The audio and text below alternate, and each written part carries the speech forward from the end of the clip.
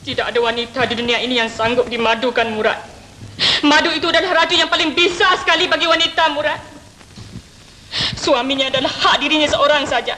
Tapi sekarang cinta kau telah berbelah bagi, Murad. Belah bagi. Janganlah kau berfikir seperti wanita-wanita lain, Ani. Wanita-wanita itu tamak, Ani. Seorang suami itu bukannya hak mutlak seorang isteri saja. Dusta, Murad. Memang lelaki tak pernah cukup dengan satu isteri. Dia diperbudak oleh nafsu syaitannya. Memang itu sudah kehendak alam, Ani. Nafsu lelaki tidak ada batasannya. Selagi dia tahu marah dan bergerak, nafsunya juga turut marah dan bergerak. Itu adalah salah satu sebab hukum Tuhan membenarkan lelaki kawin lebih dari satu. Oh, kalau pasal kawin kau sandarkan pada hukum Tuhan, ya Murad.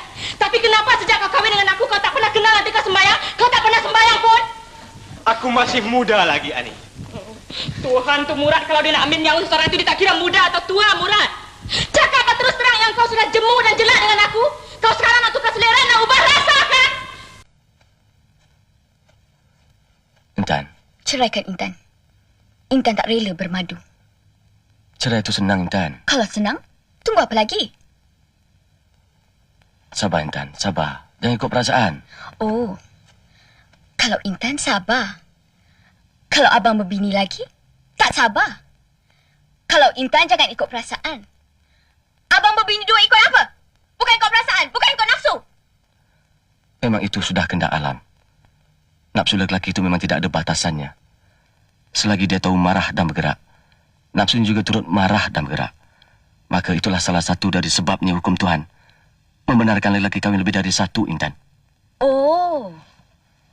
Bila mau kahwin, abang sandarkan pada hukum Tuhan. Tapi kenapa semenjak abang kahwin dengan Intan, tak pernah kenal tingkah sembahyang pun? Aku masih muda, Intan.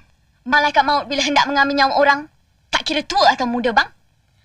Katakan saja abang sudah jemu, dah jelak. Sekarang nak ubah rasa, nak tukar selera. Kau jangan berfikir seperti perempuan-perempuan lain. Mereka itu tamak. Seorang suami itu bukannya hak mutlak seorang isteri saja, Intan. Tidak ada seorang perempuan pun yang sanggup dimadukan. Bermadu itu adalah raju yang paling bisa bagi seorang perempuan. Suaminya hanyalah kepunyaan dia seorang saja.